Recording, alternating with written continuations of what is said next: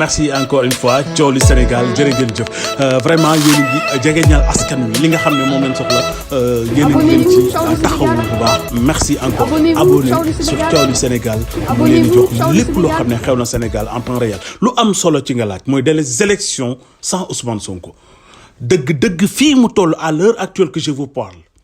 l'adversaire potentiel le candidat potentiel des panafricains des Sénégalais mooy Ousmane Sonko donc des élections yoo xam ne Ousmane Sonko nekku ci mën na indi guuta goo xam ne ci Sénégal dëgg nit ñi mën nañ xam fan lay tàmbalee mais fan lay engagement bi ma gis détermination bi ma gis ci la jeunesse bi nga xam ne ñoo topp Ousmane Sonko jël seen alal financer Ousmane Sonko jël seen temps taxawu Ousmane Sonko dem massivement bindu ji dem jëli seen carte taxaw pour ne ñoom dañuy bëgg fal Ousmane Sonko sur les élections en 2024 donc képp ku taxaw supprimer Ousmane Sonko ci élection yooyu ne du am damay wax ne guuta gu nekk Sénégal mën na ci dugg damay wax ne lépp lu nekk mën nañ ko séntu ci Sénégal mais damay wax ne su fekkente ne ñi nga xam ne ñoom ñoo yor justice xam nañ que ne le président Macky Sall waxoon des fois dafay am loo xam ne dañu koy def pour juste jàmm am ci réew dañ koy def pour stabilité réew te Sénégal fi mu nekk nii ci point bi mu nekk point de départ la lépp luy potentialité lépp luy ressource Sénégal am ko am zircon am or gaz ak yeneen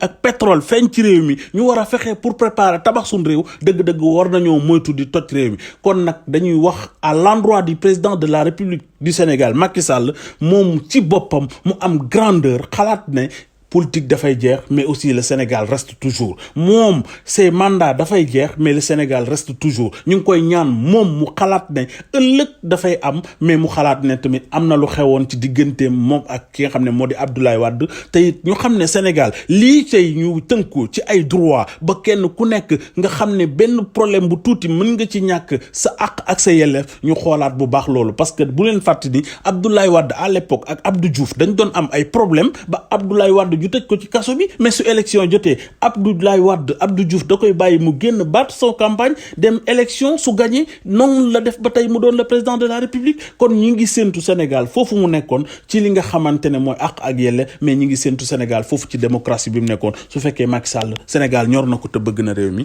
merci encore une fois coow li Sénégal.